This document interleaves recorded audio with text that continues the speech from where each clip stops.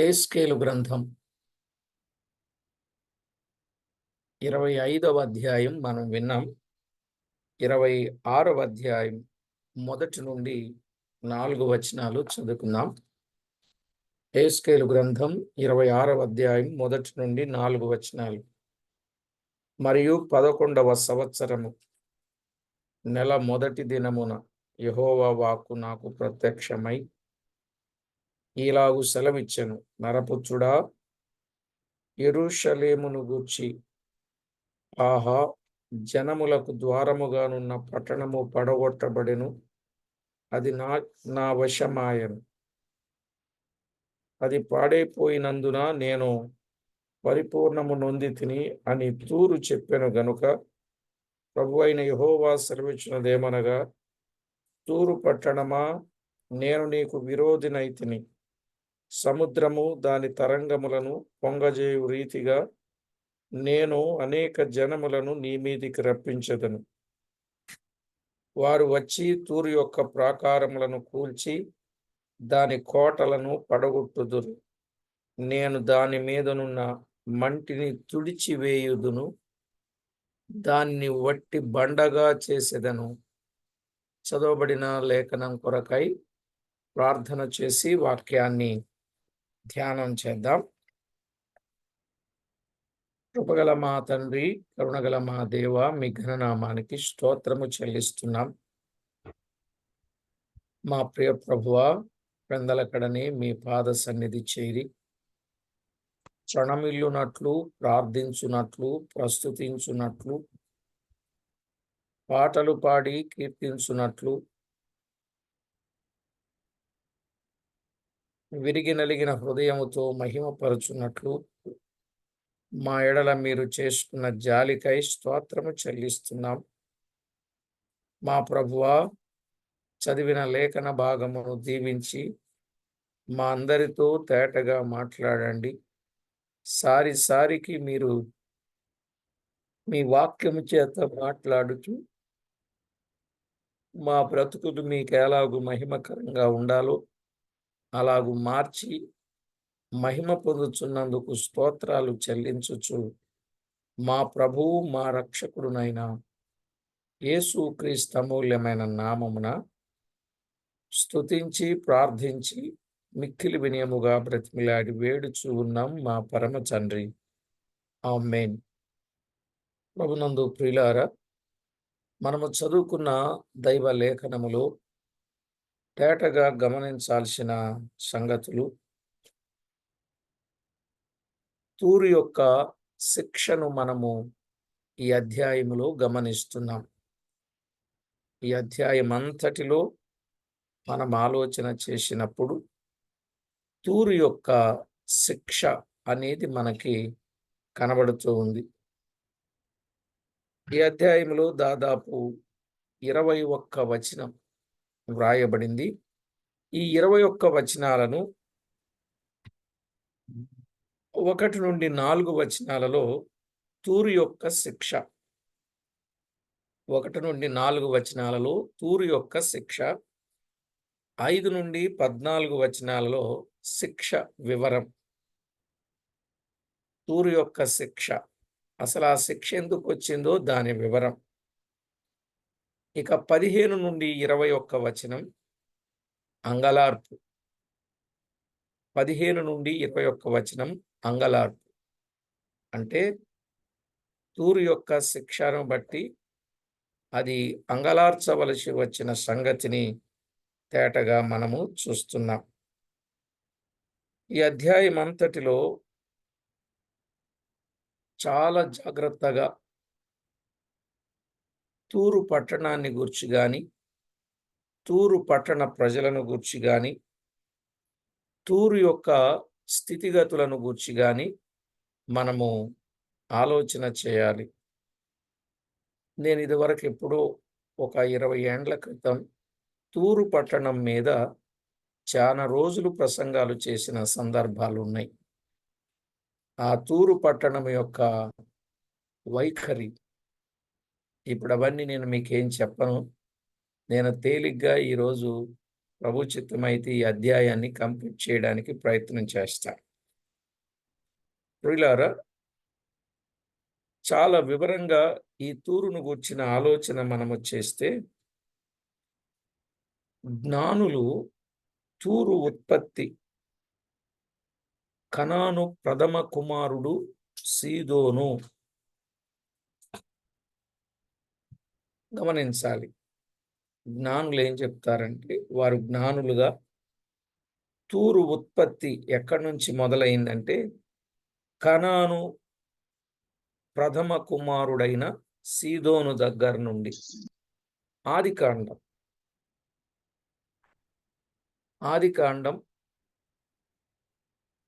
10వ అధ్యాయం, ఆదికాండం 10వ అధ్యాయం 6వ వచనాన్ని చదువుకుందాం. 10వ అధ్యాయం 6వ వచనం. హాము కుమారులు కూషు, మిశ్రాయిము, పూతు, కనాను అనువారు. కనాను అనువారు. 15వ వచనం. కనాను తన ప్రథమ కుమారుడగు సీదోనును,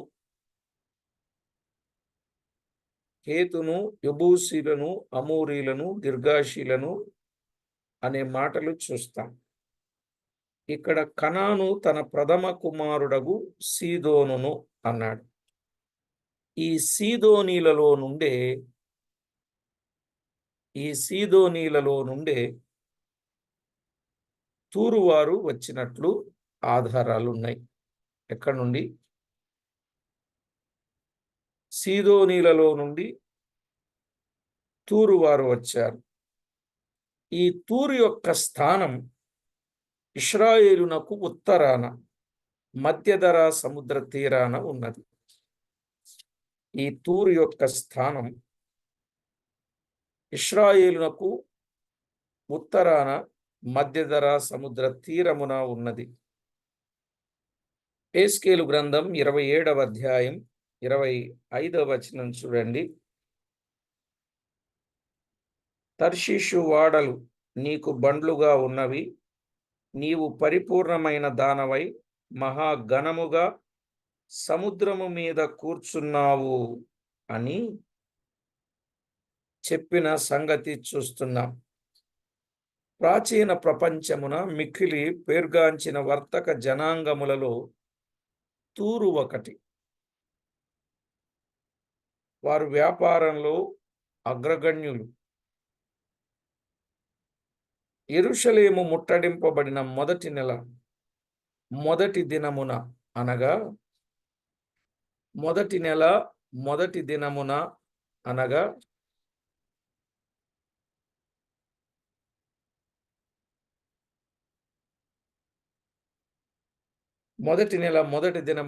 క్రీస్తు పూర్వం 586 క్రీస్తు పూర్వం 586 సంవత్సరమున దీని గూర్చి ప్రవచింపబడెను. ఏది? ఈ తూరు పట్టణాన్ని గూర్చి ప్రవచించబడినట్లు చూస్తాం. దీని గూర్చి 3 అధ్యాయములలో వ్రాయబడినది. 3 అధ్యాయాలలో ఈ తూరు పట్టణమును గూర్చిన సంగతులు వివరంగా వ్రాయబడినట్లు మనము చూస్తాం. ఆ కాలమందున ప్రతి జనాంగములో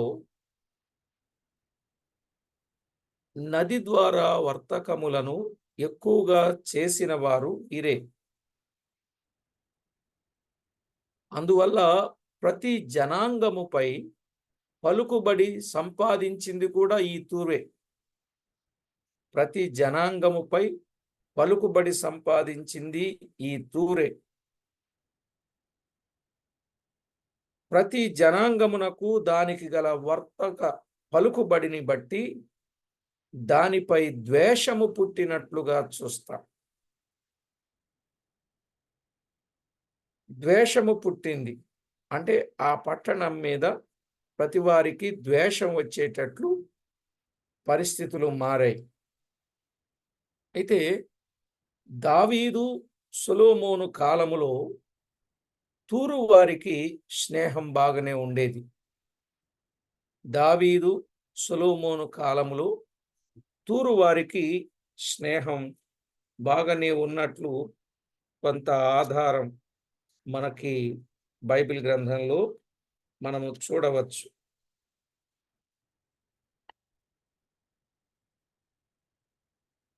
చూడండి, రాజుల మొదటి గ్రంథం 5వ అధ్యాయం మొదటి వచనం. తరువాత తూరునకు రాజైన హీరాము తన తండ్రికి బదులుగా సొలొమోను పట్టాభిషేకము నొందెనని విని తన సేవకులను సొలొమోను నొద్దకు పంపెను. ఏలయనగా హీరాము ఎప్పటికీ దావీదుతో స్నేహముగా నుండెను అని చూస్తున్నాం. ఈ తూరు రాజైన హీరాము దావీదుతో ఎప్పటికీ స్నేహముగా ఉండినట్లు మనము చూస్తాం. వారు వాడల వ్యాపారం కూడా చేశారు. వాడల వ్యాపారం కలిసి చేసినట్లుగా కూడా చరిత్రలో ఆధారాలు ఉన్నాయి. వాడల వ్యాపారం బాగా చేసింది.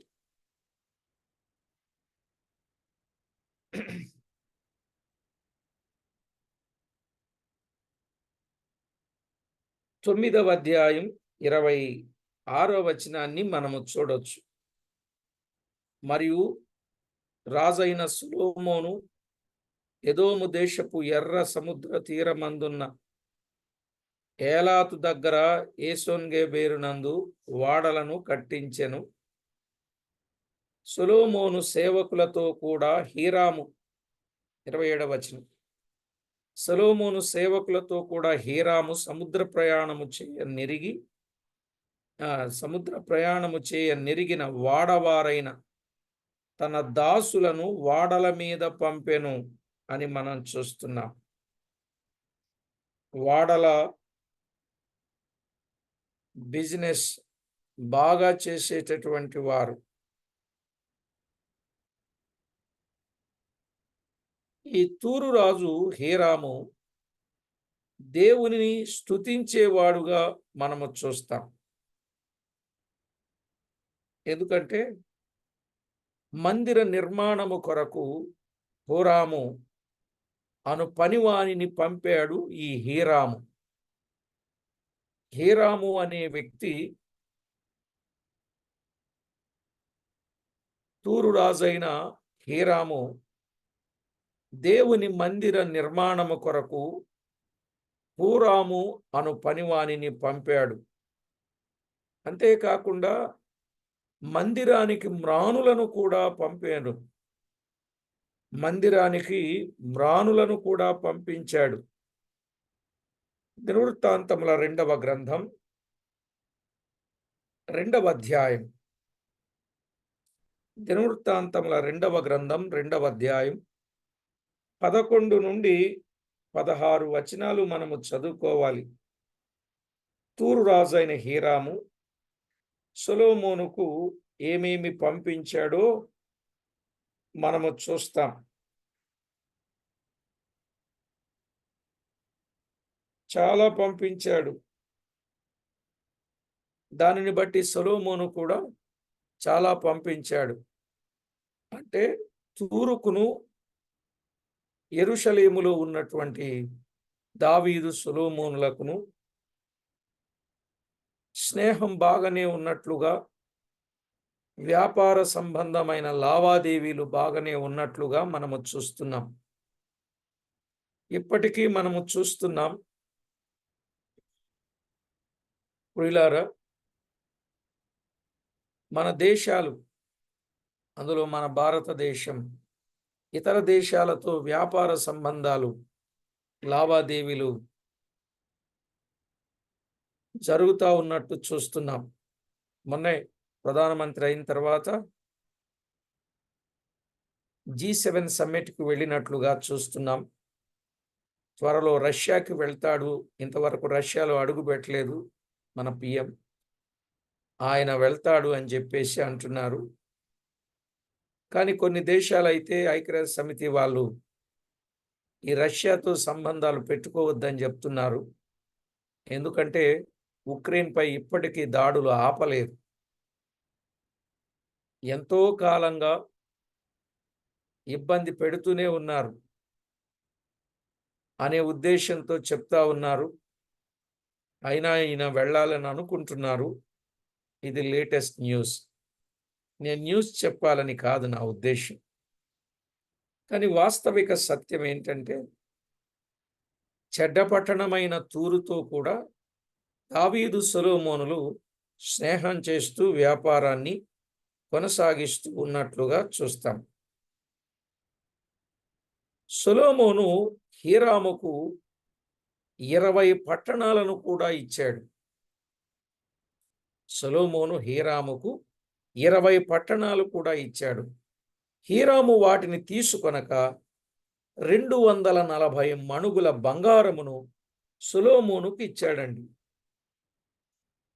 20 పట్టణాలు అంటే మందిరానికి కావలసినవన్నీ పంపిస్తా ఉన్నప్పుడు అవి తీసుకున్న సొలొమోను 20 పట్టణాలను ఆయనకి ఇస్తే హీరాము వాటిని తీసుకొనక 200 మణుగుల బంగారము సొలొమోనుకు ఇచ్చినట్లు చూస్తాం. 9వ అధ్యాయం, రాజుల మొదటి గ్రంథం 9వ అధ్యాయం 10 నుండి 14 వచనాలు మనము చూడొచ్చు. రాజుల మొదటి గ్రంథం 9వ అధ్యాయం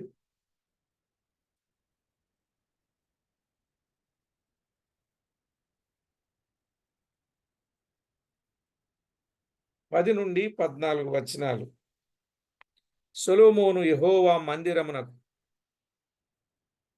రాజనగరును ఈ రెండింటిని 20 సంవత్సరములలోగా కట్టించెను. అతడు పని ముగించిన తరువాత తూరు రాజైన హీరాము సొలొమోను కోరినంత మట్టుకు దేవదారు మ్రానులను సరళ వృక్షపు మ్రానులను బంగారమును అతనికిచ్చి ఉన్నందున సొలొమోను గలిలయ దేశమందున్న 20 పట్టణములను హీరాముకు అప్పగించెను. 20 పట్టణములను హీరాముకు అప్పగించెను.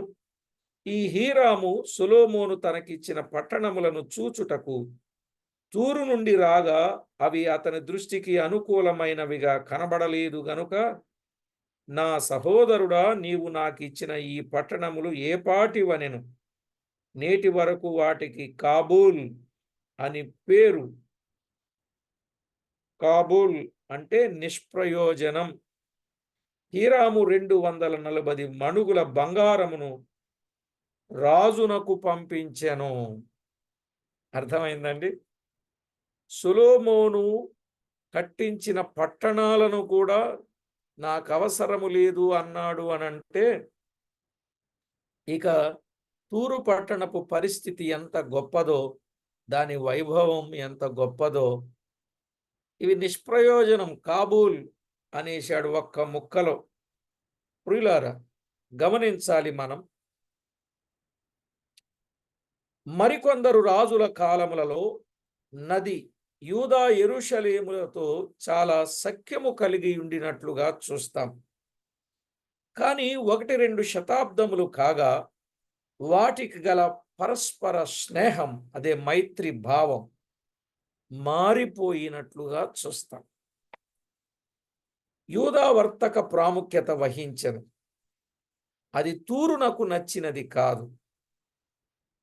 కనుక తక్కిన జనాంగము వారు యూదాను గూర్చి అసూయ పడినట్లు తూరు కూడా అసూయ పడసాగెను. కడకు యూదా యెరూషలేము పడిపోగా తూరు వారు నా పోటీ కత్తె పడిపోయేనని బహుగా సంతసించెను. అంటే యూదా యెరూషలేము పడిపోయింది తూరు ముందు. అందుచేత నది శపితమైంది. తూరు జనులు సహోదర నిబంధన జ్ఞాపకమునకు తెచ్చుకొనక, అనగా దావీదు సొలొమోను కాలము నాటి సహవాసమున జ్ఞాపకమునకు తెచ్చుకొనక పట్టబడిన వారిని ఎదోమీలకు గ్రీకీలకు అమ్మివేసిరి. పట్టబడిన వారిని ఏం చేశారు? అమ్మివేసినట్లుగా చూస్తాం. ఆమోసు గ్రంథం 1వ అధ్యాయం 9వ వచనం. ఆమోసు గ్రంథం 1వ అధ్యాయం 9వ వచనం. ఏం చేశారండి? ఈ తూరు జనులు సహోదర నిబంధన జ్ఞాపకము తెచ్చుకొనక, అంటే దావీదు సొలొమోను కాలములో ఉండిన సహవాసాన్ని వారు జ్ఞాపకము తెచ్చుకొనక పట్టబడిన వారిని ఎదోమీలకు గ్రేకీలకు అమ్మివేశారు. యోవేలు గ్రంథం 3వ అధ్యాయం 6-8 వచనం కూడా. గనుక దేవుడు, తూరు పట్టణమా, సముద్రమును దాని తరంగములను కృంగజేయుదువా, అనేక జనములను నీ పైకి రప్పించుదును, వారు తూరు యొక్క ప్రాకారములు కూల్చి దాని కోటలను పడగొట్టుదురు, నేను దాని మీదనున్న మంటిని తుడిచివేయుదును, దానిని వట్టి బండగా చేసేదను అన్నాడు. ప్రియులారా, వర్తక కేంద్రమైన తూరు యూదా యెరూషలేమును పడిపోయేటట్లుగా చేసింది. అసలు యూదా యెరూషలేము పడిపోవటానికి గల కారణం ఎప్పుడైనా గుర్తించారా? ఆలోచన చేశారు? ఈ వర్తక వ్యాపారులైనటువంటి తూరు వారు, కనానీయులంటే వర్తకులు అని అర్థం కదా. కనానీయులు అనగా వర్తకులు. కావాలంటే జకర్యా గ్రంథంలో ఒక మాట ఉంది చూడండి, ఎందుకైనా మంచిది. కనానీయులు అనగా వర్తకులు.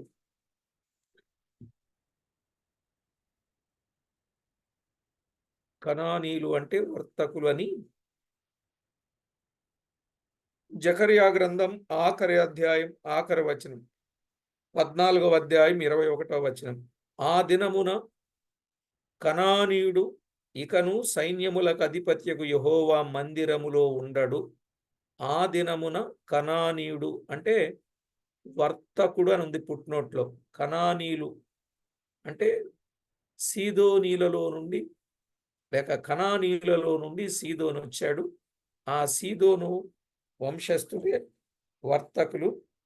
ఆ వర్తకులే వ్యాపారస్తులు.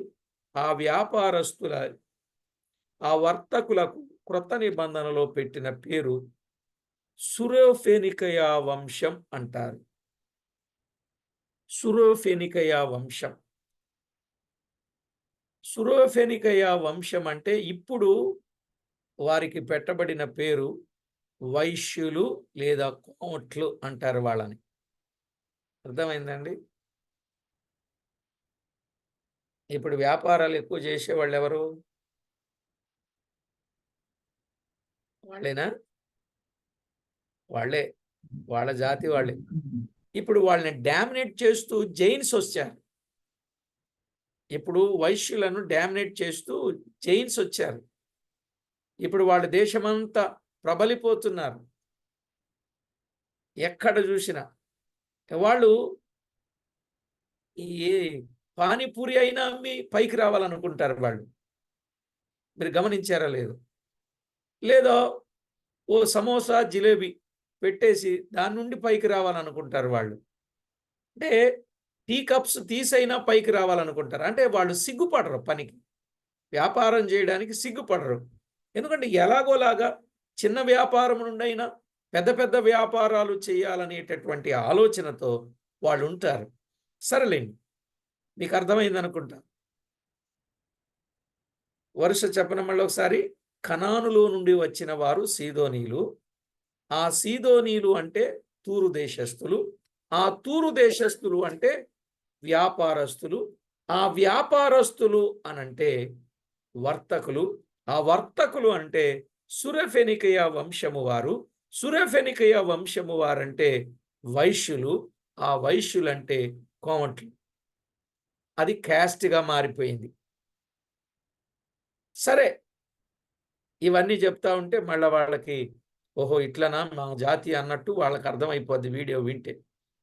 కనుక ఇదంతా నేను చెప్పాలని కాదు, కానీ మరి యూదా వారు యెరూషలేము వారు పడిపోయారు తూరు వారి చేతులు.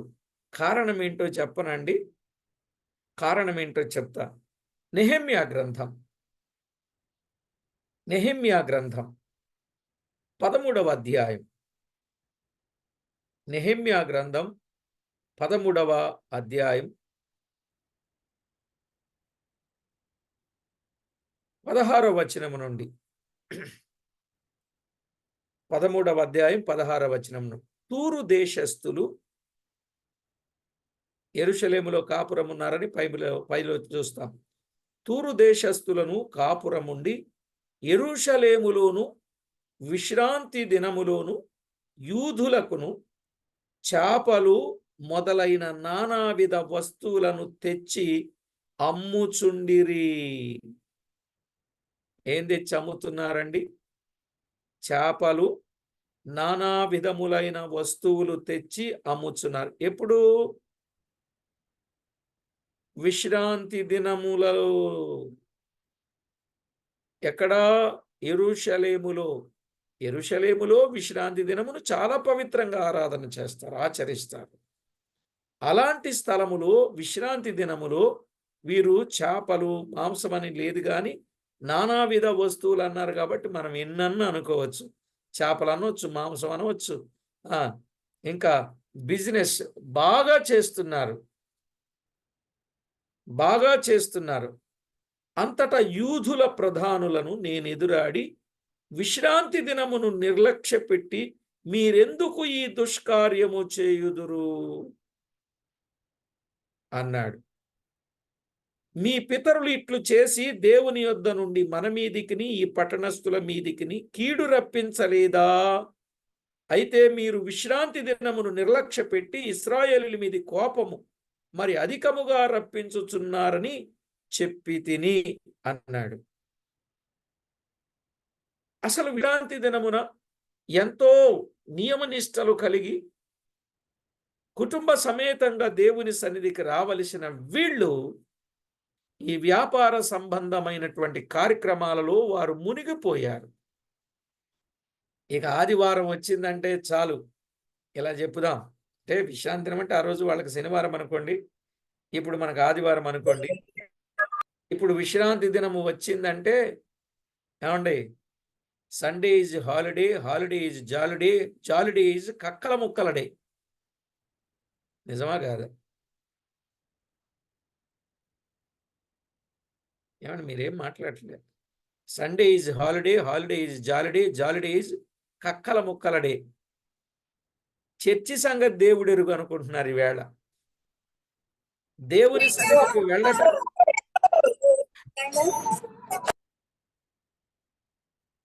చర్చికి వెళ్ళే కంటే కూడా మాంసం దుకాణానికి వెళ్ళాలి అనే తలంపు ఎక్కువ వచ్చింది. ఆదివారం ఎప్పుడు వచ్చుద్దా అని చూస్తున్నారు. దేనికోసం? చర్చికి వెళ్ళడానికి కాదు, మందిరానికి వెళ్ళడానికి కాదు, మాంసం దుకాణానికి వెళ్ళడానికి. నిజమా కాదండి? ఏమనుకోకండి. 100కి 90% అలాగే ఉన్నారు. 10%లో మీరు మంచోళ్ళు, మీరు చర్చికి వెళ్ళడానికి సిద్ధపడతా ఉండొచ్చులేండి. ఏంటో ఆదివారము తినకపోతే ఇక వాళ్ళకి ఇక నిద్ర పట్టదేమో అనుకుంటారు. ఇక మిగతా రోజులు లేవు తినడానికి, ఇక ఆ రోజే తినాలా. మీకు ఒక సీక్రెట్ చెప్తున్నా వినండి. ఆదివారం పనికిరాని వాటన్నింటినీ కట్ చేసి పడేస్తారు. ఎందుకంటే ఎక్కువ మంది ఉంటారు కాబట్టి అందులో కలిసిపోతాయి.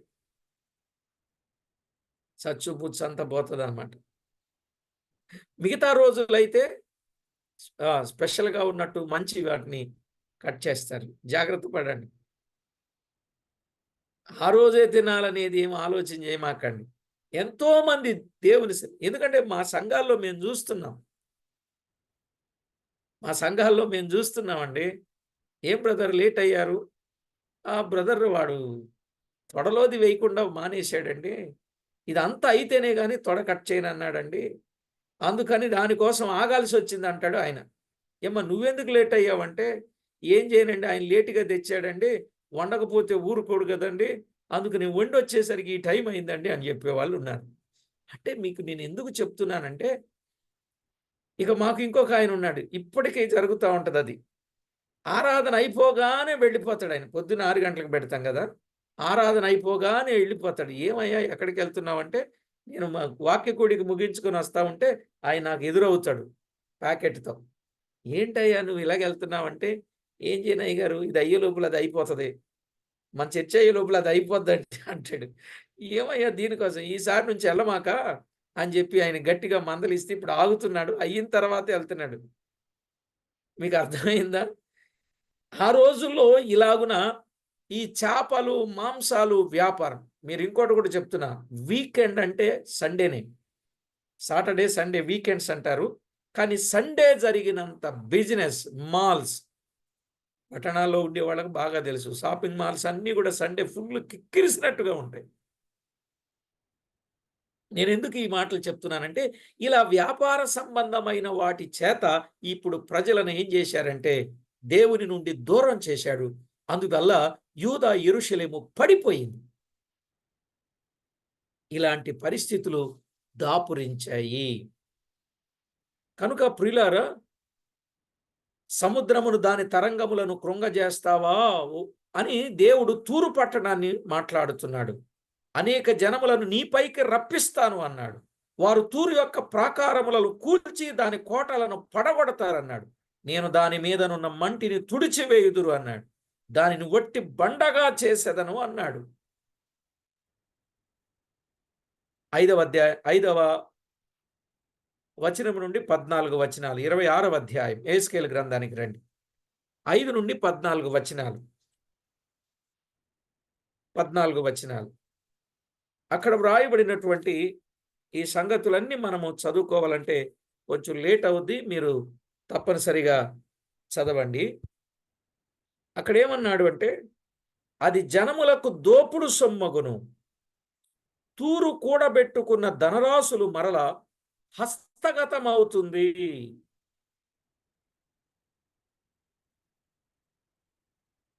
అది జనములకు దోపుడు సొమ్మైపోతుంది. తూరు కూడబెట్టుకున్న ధనరాశుల పరుల హస్తగతమవుతుంది. కనుక ఇక్కడ కూడబెట్టుకున్నదంతా నాశనమైపోతుంది. అందుకే పరలోకములో ధనము కూర్చుకోవడం ఎంతైనా శ్రేష్టమని మన ప్రభువు చెప్పారు. మత్తయి సువార్త 6వ అధ్యాయం 19 నుండి 21 వచనాల్లో ప్రభు ఏం చెప్పారు? పరలోకమందు మీ కొరకు ధనమును కూర్చుకొనుడి. మన బ్యాంక్ ఎక్కడుందంటే పరలోకములోనే ఉంది. మన తోటి సోదరులకు నష్టము వస్తే మనము వారి నష్టములో పాలు పంచుకోవాలి గాని సంతోషించి పగ తీర్చుకోవడం మంచిది కాదు. తూరు పట్టణము కొంత భూభాగం మేర మరికొంత భాగము సముద్రములో ఉన్న లంక మీద నిర్మించారు. తూరు పట్టణం ఎక్కడ నిర్మించారండి? కొంతేమో భూభాగం, మరికొంతేమో సముద్రము మీద వారు నిర్మించినట్లుగా మనము చూస్తున్నాం. అయితే ప్రియులారా, ఇక్కడ మనము 7 నుండి 9 వచనాలు మనము ఆలోచన చేసినప్పుడు 7 నుండి 9 వచనాలు. నేను మీకు విరోధునై మిమ్మును మీ జనములను దోపుడు సొమ్ముగా అప్పగించును. అన్యజనులో ఉండకుండా మిమ్మును నిర్మూలము చేతును. జనము కాకుండా మిమ్మును నశింపజేతును. సమూల ధ్వంసము చేతును అన్నాడు కదా. 9వ వచనం. తూర్పుననున్న వారిని రప్పించి దేశమునకు భూషణమును ఉన్న పొలిమేర పురములను వాటన్నింటినీ అప్పగిస్తాను అనే మాట మనం చూస్తున్నాం. సరే ప్రియులారా, ఇక్కడున్న ఈ సంగతులను మనం ఆలోచన చేస్తూ ఉంటే నెబుకద్నెజరు దాదాపు 15 సంవత్సరాల పాటు ఈ తూరు నగరాన్ని ముట్టడించాడు. 15 సంవత్సరాల పాటు నెబుకద్నెజరు ఈ తూరు పట్టణ నగరాన్ని ముట్టడించారు. తూరు సముద్ర తీరమున కొంచెము దూరమున సముద్రములోని ఒక బండపై కట్టబడెను. ఒక బండపై కట్టబడెను అన్నాడు. ఆ రోజుల్లో అది ఎంతో ప్రఖ్యాతిగాంచినదిగా మనము చూస్తాం. అంతా సముద్రం, భూభాగం పైన కొంత బండ ఉంటే దాని మీద కట్టారు. ఇప్పుడు కూడా పేరు కొరకు, వర్తక వ్యాపారం కొరకు, ఏమండి, దుబాయ్ టు ఇండియా ఓ ట్రైన్ రూట్ వేయబోతున్నారు, తెలుసు కదా మీకు. ఇప్పుడు మన ఇండియా నుండి గల్ఫ్‌కు వెళ్ళాలంటే ఫ్లైట్‌లో 3 అవర్స్‌లో వెళ్తున్నాం. అదే ఇప్పుడు వారు అండర్ వాటర్ ట్రైన్ రూట్ వేస్తున్నారు. నీటిలో నుండి నీటిలో నుండి ట్రైన్ వేస్తున్నారు. ఏది? Bombay to Dubai. ఇప్పుడు ఆ ప్రయాణం 2 గంటల్లో వెళ్ళిపోతారట. పెద్ద పైప్ లైన్ ఏస్తున్నారు ట్రైన్‌కి. ఆ ట్రైన్ క్రింద నుండి ఓ 2 పైపులు కూడా వేస్తున్నారు వ్యాపారానికి. ఆ 2 పైపులు దేనికంటే, ఒక పైపేమో అటు నుండి మనకిక్కడికి ఆయిల్ రావడానికి, ఇటు నుండేమో వారికి మంచి వాటరు వెళ్ళడానికి. మీకు అర్థమైందండి? ఇలాగున పైప్ లైన్స్ కూడా వేస్తున్నారు. తెలుసా మీకిది? వినలేదా అండి? ఓకే. అదిగో విన్నారట. పైప్ లైన్ వేస్తున్నారు. 2 అవర్స్‌లో దుబాయ్‌కెళ్ళిపోతారు. ఆ ట్రైన్ ఎక్కితే. అంత ఫాస్ట్ ఉంటదన్నమాట. విమానం కంటే ఫాస్ట్‌గా వెళ్ళే లేటెస్ట్ ఇప్పుడు చేస్తున్నారు. రేపు దానిని ఈ ఆయిల్ తీసి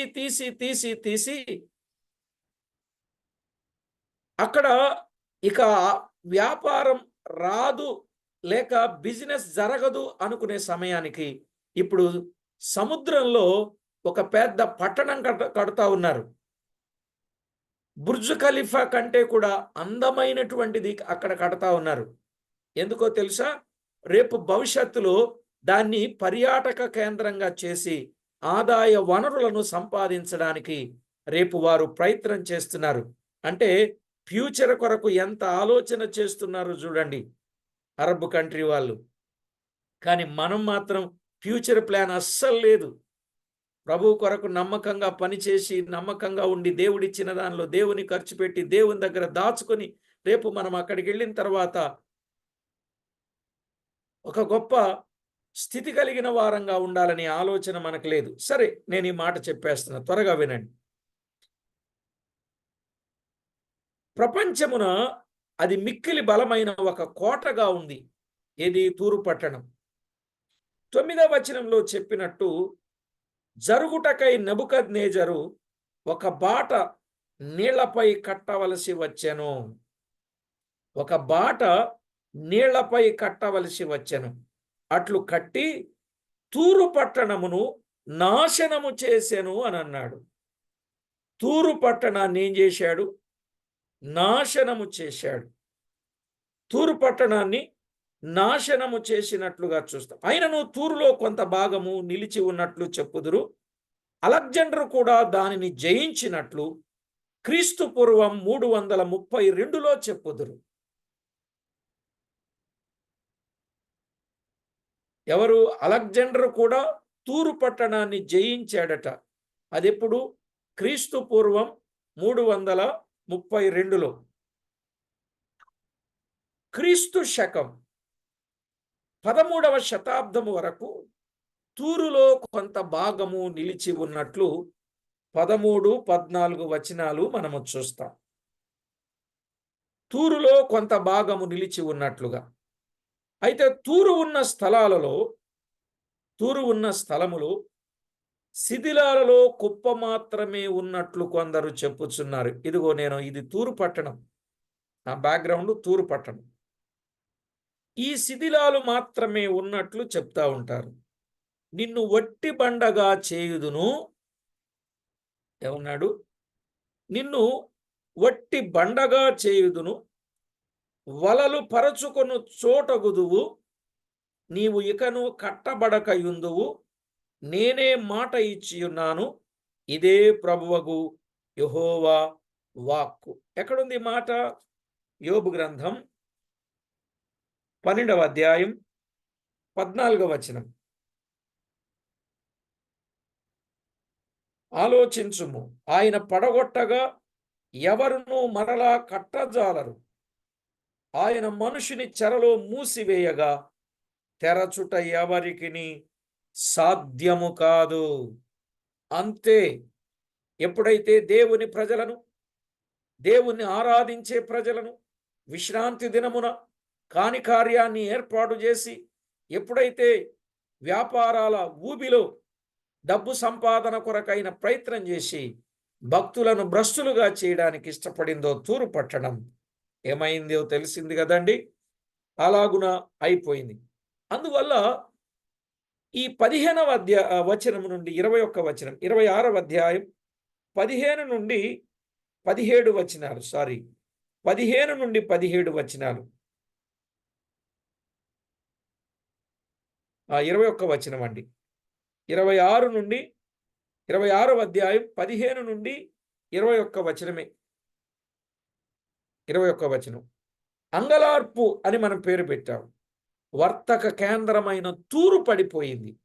జనములు విశ్రాంతి నొందిరి. అంగలార్పు వచనమెత్తి ఇలాగంటున్నారండి. ఏమంటున్నారు? ఖ్యాతిగాంచిన పట్టణమా, నీవెట్లు నాశనమైతివి అని అంగలార్చారట. ఖ్యాతిగాంచిన పట్టణమా, నువ్వెట్లు అంగలార్చితివి, నీవెట్లు నాశనమైతివి అని అంగలార్పు వచనమెత్తినట్లుగా 17వ వచనం మనము చూస్తాం. 16, 17, 18 వచనాలు. తుదకు అది పాతాళమునకు వెళ్ళినట్లు ప్రవక్త దానిని వర్ణిస్తున్నాడు. ఎక్కడికి వెళ్ళిపోయిందండి? పాతాళములోనికి దిగిపోయినట్లుగా చూస్తాం. 19వ వచనం. ప్రభు అయిన యెహోవా సెలవిచ్చినదేమనగా, నివాసులు లేని పట్టణము వలెని నేను నిన్ను పాడు చేయునప్పుడు మహాసముద్రము నిన్ను ముంచునట్లుగా నీ మీదికి నేను అగాధ జలములను రప్పించెదను.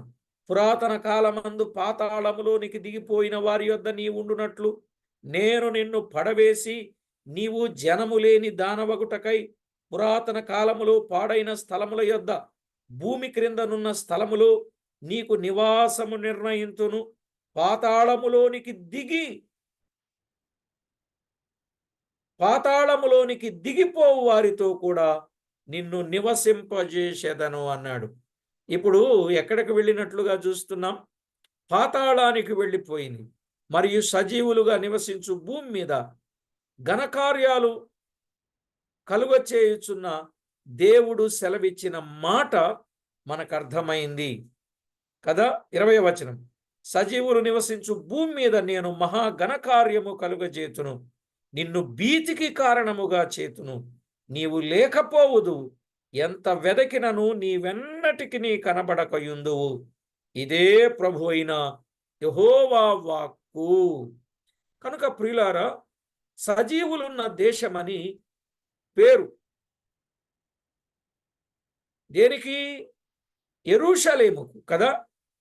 కీర్తన 25:11లో యెరూషలేముకు సజీవులున్న దేశమని ఒక పేరున్నది. 116వ కీర్తన 9వ చరణంలో కూడా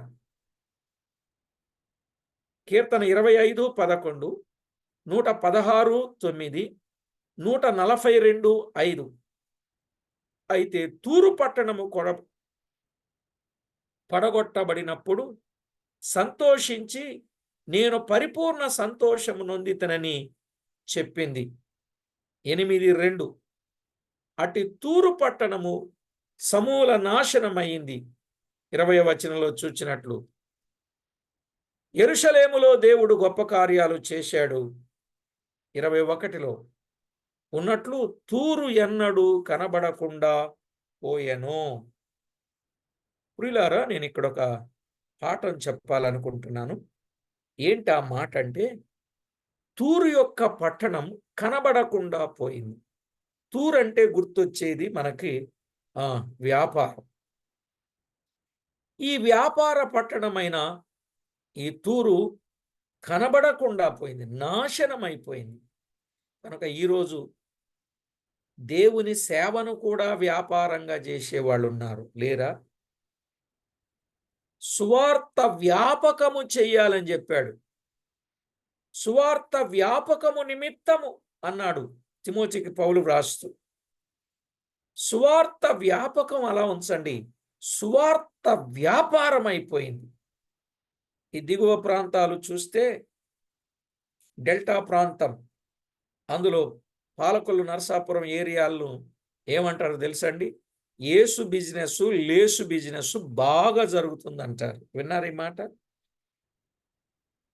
యేసు బిజినెస్, లేసు బిజినెస్. ఈవేళ అంతా సేవ అనేది ఒక బిజినెస్గా ఉంది, ఏమనుకోకండి. సేవ పేరు చెప్పి ఎక్కడెక్కడికో తిరిగి ఏవేవో చేస్తూ సొమ్ము దండుకోవాలని చూసే వాళ్ళు ఉన్నారు. దాచుకున్నదంతా దోచబడుద్ది, విడిచిపెట్టి వెళ్ళవలసిందే. అందుకే ప్రియులారా, సువార్తను వ్యాపారంగా చేయకూడదు. ఓ ఆత్మల పట్ల భారం కలిగి నశించిపోయే వారిని నరకము నుండి తప్పించడానికి ప్రతి ఒక్కరూ పూనుకొని పనిచేయడం ఎంతైనా మంచిది. వ్యాపారాలు చేసేవాళ్ళకు కూడా చెప్తున్నా, వ్యాపారాలు చెయ్యండి కానీ వ్యాపారంలో మోసాలు మాత్రం చేయొద్దు. వ్యాపారం చేయండి కానీ వ్యాపారం చేసేవారు, ఏమండి, ఇప్పుడు న్యూస్ ఉంది కదా, 5 మంది మంత్రులతో కమిటీ వేశారు. గంజాయి అనేది కానీ డ్రగ్స్ అనేది కానీ ఆంధ్ర రాష్ట్రంలో లేకుండా చేయాలని నిన్ననే ఒక కమిటీ కూడా వేసినట్టుగా, సంతకాలు పెట్టినట్లుగా చూస్తున్నాం. ఈవేళ చాలామంది గంజాయి అమ్మిన వాళ్ళది తప్ప, తాగిన వాళ్ళది తప్ప? ఏమండి, డ్రగ్స్ అమ్మిన వాళ్ళది తప్ప, దాన్ని తీసుకున్న వాళ్ళది తప్ప? అమ్మిన వాళ్ళు. అంతేనా? మరి అమ్మిన వాళ్ళని పట్టుకోవట్లేదు, తాగిన వాళ్ళని పట్టుకుంటున్నారు ఎందుకు బ్రదర్? రైట్. ఇప్పుడు మనకు అర్థం అవ్వాల్సింది ఏంటంటే, వాళ్ళది తప్పే, వీళ్ళది తప్పే. అక్కడ వరకు ఓకే. ఇక అక్కడ నుంచి ఈ గుట్కాలో, జట్కాలో, కూనీలో, ఖైనీలో ఏవో ఉన్నాయి కదా, ఇవి అమ్మిన వాళ్ళది తప్ప, తీసుకున్న వాళ్ళది తప్ప? వాళ్ళది తప్పే, వీళ్ళది తప్పే. ఇంకా అక్కడ నుంచి ఇంకా చాలా వచ్చేసాయి కదా, ఇక చాలా వచ్చాయి కదా. ఈ సారాయి, బ్రాంది ఇవి ఉన్నాయి. అమ్మిన వాళ్ళది తప్ప, తాగిన వాళ్ళది తప్ప? వాళ్ళది తప్పే, వీళ్ళది తప్పే. ఇంకో మాట కూడా చెప్తున్నా, ఏమండి, చుట్టా బీడి సిగరెట్ అమ్మిన వాళ్ళది తప్ప, తాగిన వాళ్ళది తప్ప? ఈవేళ క్రైస్తవులకు కొన్ని షాపులు ఉన్నాయి, ఆ షాపుల్లో వాటిని అమ్మకుండా బ్యాన్ చేసి పడేయాలి. అలాగంటే ఏమండి, ప్రభుత్వందే తప్పు అని చెప్తున్నారు ఇప్పుడు పబ్లిక్. తాగొద్దని చెప్పేది వాళ్ళే, అమ్మేది వాళ్ళే అని చెప్తున్నారు కదా. Smoking is injurious to health అని చెప్పేది వాళ్ళే, లేబుల్ వేసేది వాళ్ళే, దాన్ని అమ్మేది వాళ్ళే. నిజమా కాదా? ఇప్పుడు ఎక్కడ జరుగుతుంది పొరపాటు? ఇలా ఒక్కొక్కటిగా మీరు ఆలోచన చేయండి. అబ్బో, ఎన్నో ఆలోచనలు చేస్తూ ఉంటాను నేను. ఇలా ఒక్కొక్కటిగా ఆలోచన చేస్తూ ఉంటే ప్రియులారా, తప్పు చెయ్యని వారికి కూడా నష్టం. తాగేసి డ్రైవ్ చేస్తున్నాడు అనుకోండి, తప్పు చేయనోడు, పాపం తాగనోడు రోడ్డు మీద వెళ్తుంటే వాడు చచ్చిపోవటంలే. ప్రియులారా, ఇలాంటివన్నీ మనము ఆలోచన చేస్తే ఆ తప్పు చేసిన వానికి శిక్ష ఖచ్చితంగా పడింది అనుకోండి, నిజంగా తప్పెన్నడూ చేయకుండా జాగ్రత్త పడతాడు. అసలు ఒక విధంగా ఆలోచన చేస్తే కొన్ని ప్రభుత్వాలు ఉన్నాయి, ఇది తప్పు అని తెలిస్తే వెంటనే పబ్లిక్లో షూట్ చేసేస్తారట. మళ్ళా మన ఇండియాలో వాడిని జైల్లో పెట్టి పోషించి పోషించి పోషించి పోషించి వాడికి బోలెడంత ఖర్చులు చేసే పరిస్థితులు ఏమీ ఉండవట. మీకు అర్థమైందండి? ఇంకెందుకు, వాడు చేసిందే తప్పు అని రుజువైంది, నేరం రుజువైంది కాబట్టి ఇక వాడు బ్రతకడం వేస్ట్ అని కాల్చి పడేస్తాను. సరే, నేను ఇవన్నీ చెప్పడంలో ఉన్న ఉద్దేశం ఏంటంటే, తప్పు చేసిన వానికి శిక్ష అనేది ఖచ్చితంగా పడుద్ది. తూరు కూడా తప్పు చేసింది, శిక్ష పడింది. ఏ ఒక్కరైనా తప్పు చేస్తే శిక్ష ఉన్నది. అది సేవకుల, పరిశుద్ధుల, పరిచారకుల, పెద్దల, ఈ భేదమేమీ లేదు. కనుకనే ప్రియులారా, ఏ ఒక్కరైనా తప్పు లేకుండా, లోపము లేకుండా, దోషము లేకుండా, మోసము లేకుండా ప్రభువుకు అనుకూలంగా జీవిస్తే కాపాడబడదు. ఒకానొక రోజు యూదు యెరూషలేము నిజంగా దేవునికి విరోధంగా ఉన్న మాట వాస్తవమే గాని, ఆ తరువాత దేవుని వైపు తిరిగినప్పుడు దాన్ని రమ్యమైన పట్టణంగా, ఖ్యాతి కలిగిన పట్టణంగా చేయడానికి ఆయన ఇష్టపడినట్లుగా చూస్తున్నాం. కాబట్టి ప్రభునందు ప్రియులారా, మనం కూడా దేవునికి ఇష్టలుగా ఉండాలి. దేవునికి అయిష్టలుగా ఉండకూడదు. దేవునికి దూరస్తులుగా ఉండకూడదు. దేవునికి నచ్చనిది, దేవునికి ఆయాసమైనది మనలో ఏదైనా ఉంటే దాన్ని తీసివేయండి. నేను చాలా చెప్పాను మీకు ఈరోజు. వాటిలో దేవునికి నచ్చనిది ఏదైనా ఉండుంటే తీసివేయండి. తూరు వలె ఏమండి శిక్షించబడద్దు. తూరు వలె రేపు అంగలార్చవద్దు. అంగలార్చినా ఆదుకునే నాదుడుండడు. పాపం చేసి పాతాళానికి వెళ్ళిపోతే ప్రియులారా, పారిపోదామంటే దారి దొరకదు. కేకలు వేస్తే రక్షించే నాదుడు ఉండడు. పోని చనిపోదాం అనుకుంటే అక్కడ చావు రాదండి. యుగ యుగాలు ఆరని అగ్ని గంధకాలతో మండు గుండములో ఆత్మ యుగ యుగాలు కాలాల్సిందే. ఏదో తర్వాత కొద్ది రోజులకు ఉపశమనం కలుగుద్ది అనడానికి లేదు. అందుకే భూమి మీద ఉన్నప్పుడే మనము డిసైడ్ చేసుకోవాలి.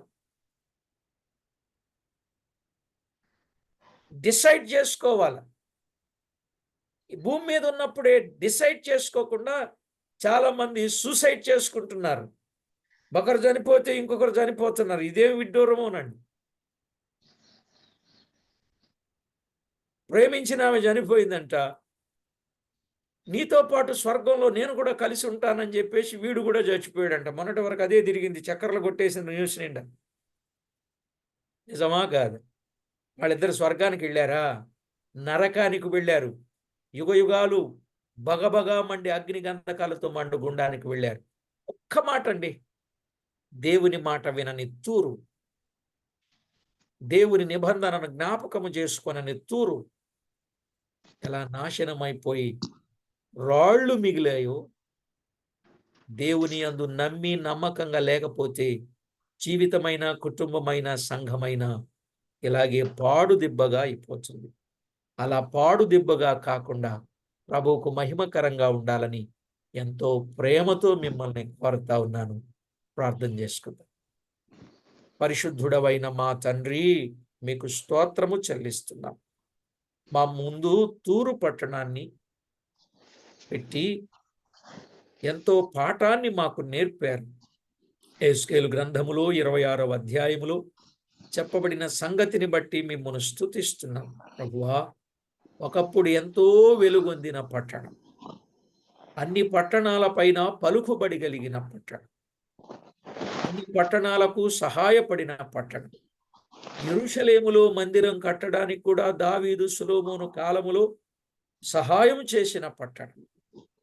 కానీ మీకు ఆయాసకరమైన జీవితాన్ని జీవించి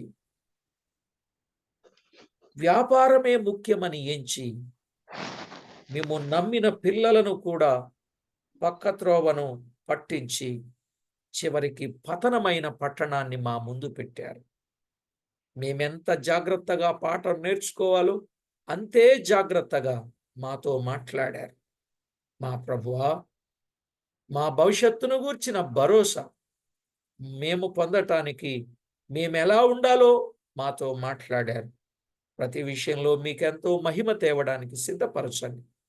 ప్రభువా, ఈనాడు నమ్మిన మీ పిల్లలమైన మేము భక్తి అనేది భుక్తి కొరకు కాదని, సేవ అనేది వ్యాపారం కాదని, మా ప్రభువా, సత్క్రియలు కలిగి కొందరికి మాదిరిగా ఉండి మీ వద్దకు మళ్ళించే వారిగా ఉండాలని ఓ గొప్ప సత్యాన్ని మీరు మాతో తేటగా మాట్లాడినందుకై కృతజ్ఞతలు చెల్లించుచు మా ప్రభు అయిన యేసు క్రీస్తు నామమున స్తుతించి స్తోత్రించి ప్రార్థించి మిక్కిలి వినయముగా బ్రతిమిలాడి వేడుచూ ఉన్నాం మా పరమ తండ్రి. ఆమేన్. ప్రభునందు ప్రియులారా, తూరు తీరు అర్థమైంది కదా? తూరు తీరని అప్పట్లో మాట్లాడేవాడిని. చాలా రోజులు మాట్లాడేవాడిని. చాలా బాగుండేది. అంటే ఇప్పుడు ఈ అధ్యాయం కాబట్టి మనం అలా సింపుల్‌గా వివరించుకున్నాం. కానీ తూరు తీరని ఒక అంశం చెప్పేవాడినన్నమాట. Thank you. చక్కని విషయాలు దైవ లేఖనంలో నుండి మనము నేర్చుకోగలిగాం. మనం జాగ్రత్త పడాలి. లేకపోతే శిథిలావస్థ అనే విషయాన్ని మనం నేర్చుకున్నాం.